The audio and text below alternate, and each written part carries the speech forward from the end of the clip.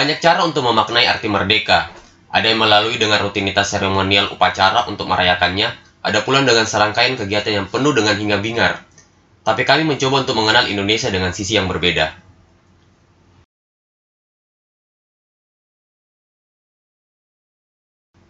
Kajang menjadi tujuan awal perjalanan kami. Mengenal budaya menurut kami aneh di era yang modern seperti sekarang ini. Perjalanan kami awali 15 Agustus 2020. Disambut para kawan kata di wilayah Kajang Luar, keluarga Tolok Family. Dari mereka kami bisa banyak mendapatkan informasi tentang Kajang dan keindahannya. Gus, ini Kajang Luar, Midi. Apa bedanya antara dalam? Banyak sekali bedanya ya. Tapi secara bahasa? Sama sih. Sebentar, bro. Ngerikot kayak ini, cok. Sama aja. Ayo, ayo, Mi. Mandi di kolam itu. Mata air itu. Meliput. Tapi kalau secara bahasa sama, Ji. Sama sih. Bisa dipahami juga. Sama sih. Mungkin agak kasar kayak Agak kasar yang luar atau yang di dalam? yang dalam kayaknya. Oh, lebih keras ki dia, lebih. Kayak nadanya. Oh, nadanya lebih Nada, Ji. lebih tegas ki. Tapi kalau misalnya ada cara-cara budayanya Kajang misalnya yang orang Kajang Luar pun juga ikut terlibat juga di dalam. Iya, masuk juga. Rumah. Kayak itu yang tunupan roli. Petunupan roli. Orang luar masuk juga. Oh, bisa aja masuk juga nih. Masuk juga. Karena di luar di kayaknya bukan di dalam. Oh, berarti Pas depan bukan di dalam wilayah Kajang di dalamnya itu. luar di kulit itu biasa orang nggak bakar. Kalau Makanya. ada acara apa di luar Tapi kalau Amatoa itu siapa? Amatoa di yang kepala istilahnya kepala sukunya. kepala sukunya. Amatoa namanya dia. Oh, yang Kajang dalamnya. Iya. Mata namanya. Amatoa itu biasa aja juga berinteraksi sama Kajang Luar, misalnya yang keluar dari wilayahnya Kajang. Biasa nih. Tapi kalau sukunya nggak pernah kuliah iya. Oh gitu. Kalau yang suku dalamnya itu namanya ketuanya nggak pernah kuliah. Oh, nggak pernah. Kalau orang yang dalamnya sering Biasa aja keluar. keluar. Malah naik motor keluar. Oh. Ada motornya di luar simpan. Oh, berarti biar motor juga tidak bisa masuk untuk di dalam. Di luar gina simpan motor. Oh, Mau keluar baru bawa. baru digunakan. Berarti memang orang Kajang dalam sampai sekarang masih tetap jaga itu budaya. Masih. Biasa aja kalau sandalnya binting Ji. Oh, atenting sih. Binting, Ji. Berarti ini Kajang Luar mini di. Rumah juga sudah rumah batu rata-rata. Sana masih Rumah panggung semua.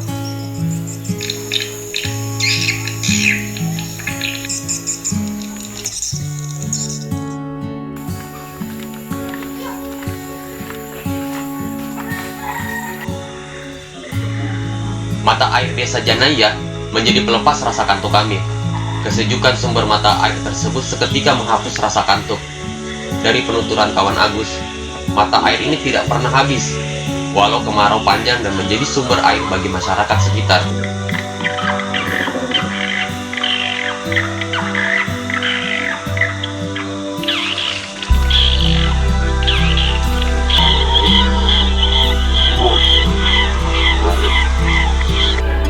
Berarti salah satu berkahnya menjadi musafir adalah diterima oleh penduduk lokal untuk menikmati kuliner Kajang. Selepas mandi, kami bergegas untuk sarapan. Ini lawak tuh.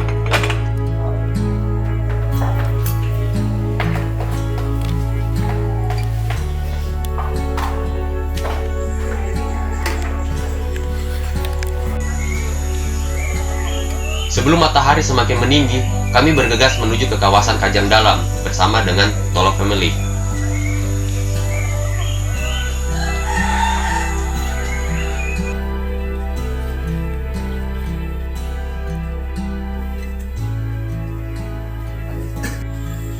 Kamu apa?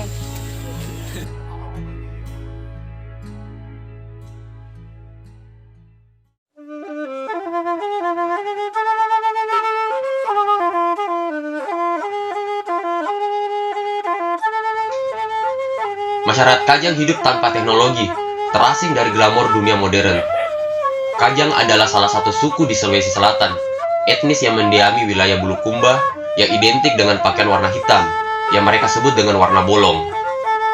Dalam perjalanannya, Kajang terbagi atas dua kelompok masyarakat, yaitu Kajang luar yang telah beradaptasi dengan kehidupan modern, dan Kajang dalam yang tetap bertahan dengan kearifan budaya yang identik dengan warna hitam. Warna hitam bagi masyarakat Kajang bukan hanya sebuah warna, tetapi memiliki makna tersendiri, seperti yang kami diskusikan bersama dengan komunitas pemuda pemerhati kawasan Amatoa. Apa makna filosofinya sebenarnya orang Kajang menggunakan warna hitam? Kalau tidak hitam sebenarnya cuma kan yang ditahu masyarakat umum, masyarakat luas kita di sini bolong istilahnya. Oh, bolong. Jadi bolong itu tidak mesti hitam sekali sih. Warna bolong, warna sesang, gelap, malam hari. Biru napi bolong. Oh, biru nafi pun juga Ada biru napi itu yang kental sekali bolongnya. Iya. Itu sarung tenung yang ditunung oleh orang Kajang sendiri. Itu kan diwarnai oleh daun tarum, daun-daunan. Oh, berarti bukan pewarna sintetis yang digunakan. Iya, warna khusus di sini. Kalau itu sarung dipakai sekitar 5 tahun ke atas, bukan mie hitam kuliah. Kayak bapak enak aja kan agak biru. Biru napi, biru napi sedikit kan. Yang pastinya warna gelap. Warna kental, begitu pun juga orang Kajang mengupayakan budaya adatnya sekental-kentalnya. Tapi dia warna tua, selain dia warna tua, dia warna kamase-mase. Yang sinkron juga dengan falsafah dasar hidupnya orang Kajang yang prinsip kamase-mase. Diambil itu kan 2 warna nak kasih ke Tuhan kan? Makanya putih juga diterima di sini. Oh, warna putih bisa Ditempatkan di celana. Oh, Tapi bisa juga hitam. Kan 2 waktu, 2 warna dasar yang Tuhan nak kasih baginya orang Kajang. Yang adanya malam hari dan siang hari. Malam hari itu yang gelapnya tadi, yang bolongnya tadi. Yang bolongnya. Siang hari kan nasaminya loa. Merah yang natolak, dia tempatkan di luar. berarti warna yang tidak boleh hadir di Kajang adalah warna merah. Iya. Kenapa? Ada makna filosofinya yang Dibagi-bagi ceritanya. Nak kasih juga orang luar kan 2 ini Kajang. Oke. Tapi tidak menutup kemungkinan kalau orang Kajang juga tidak boleh pakai. Bisa pakai hanya di luar. Kan untuk di luar. Merah itu baginya kan banyak biasa anak nah pakai lu akan terbalik itu. Kalau hanya merah yang tidak tolak, boleh dong masuk kuning misalkan, kamu ke merah pink misalkan oranye. Nah bilang orang Kajang semua yang kau sebut itu merah, jadi warna terang itu merah baginya. Kayak ini yang disapu itu bukan merah, merah baginya, kuning juga merah. Nah. Makanya kalau orang Kajang ditanya berapa warna anda tahu, paling dia sebut 3, bolong, putih dan hijau. Rata-rata orang-orang Kajang ketika kita mau masuk ke dalam kendal itu tidak boleh. Ada batasan teknologi yang tidak boleh. Kalau kita masuk ceritanya, mau masuk pengunjung kan? Jadi karena kita berdialog beberapa tahun yang lalu di balai masyarakat adat, kumpul masyarakat adat dan pemuda adat. Jadi ada salah satu pemuda adat yang angkat cerita, dia bilang bagaimana kalau misal kami kasihan jangan lepaskan alas kakinya di gerbang, ya, tetap pakai sepatu, tetap pakai sandal, karena kasihan saya lihat ini setengah mati jalan dengan orang yang tidak biasa telanjang kaki jalan. Cukup kita saja orang Kajang karena terbiasa aja kita. Jadi ada galak putu di sini. Galak putu itu salah satu nama jabatan di struktural adat Amatoa yang fungsinya juru bicaranya Amatoa, yang di saat yang sama beliau menjawab pada saat itu. Dia bilang kalau bisa ya semua pengunjung lepaskan alas kaki di luar, Ini bukan berarti kita selaku orang Kajang Dalam menyiksa tamu jika berkunjung ke kampungnya kita. Tetapi hanya mengajak untuk turut merasakan apa yang dirasakan orang Kajang hari-harinya. Hakikat dasarnya adalah mengapa orang Kajang tidak pakai alas kaki, kan tanah ini diakini ibunya sendiri. Oh begitu. Karena dia ibunya kita sendiri, ngapain harus gigit dengan tanah? Ngapain harus jauh dari tanah? Ngapain ada perantara antara anak dengan ibu? Perantara yang dia maksud sepatunya ini tadi itu. Yang selainnya kultur budaya yang mau tidak mau. Iya. Bahkan saja itu dalam kawasan ada beberapa orang tua yang tidak mau dipotong. Ya. Akhirnya dia tidak punya KTP. Oh Elektrik kan harus foto. Kan pernah datang di sini tuh. Makanya itu banyak yang tidak apa panggilan wajib pilih, tidak masuk wajib pilih kan harus ada data dasarnya. Tapi bagaimana dengan kondisi? Biasa itu curhat kakak tadi. Dia bilang mereka ini yang nggak punya KTP, kan banyak istilah yang menyebar. Mungkin banyak nih orang yang kira yang saya ini teror, tapi aku bilang biar. Yang jelas saya orang Kajang yang tinggal di Indonesia. Kalau negara mengakui saya, aku itu. Ya. Berarti nasionalismenya mereka tidak perlu dibentuk Iya. oleh simbol. Iya.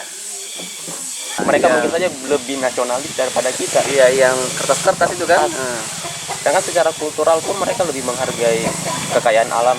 Karena hukum untuk memotong pohon pun juga itu ada batasannya, Om Dik. Siap kan. Untuk memasuki kawasan Amatoa Kajang Dalam, ada satu hal yang menjadi aturan baku, yaitu patuh dan hormat terhadap aturan yang berlaku. Memasuki kawasan tanpa alas kaki dan tanpa kamera, sehingga kami hanya mengambil gambar hanya sebatas gerbang sebagai bentuk penghormatan kami terhadap aturan yang berlaku. Tertentu, merayakan kemerdekaan dengan tetap menjaga budaya dan kearifan lokal, serta mengisi kemerdekaan dengan menjaga bumi tempat mereka berpijak, tanpa terusik nilai-nilai materialisme modern. Sisi Kajang masih tersembunyi dalam rindang hutan dan dalam aturan yang dipimpin oleh Amatoa, yang kami harap akan tetap seperti itu. Kajang menjadi gerbang awal kami belajar makna merdeka. Dan setelahnya kami melanjutkan perjalanan kami ke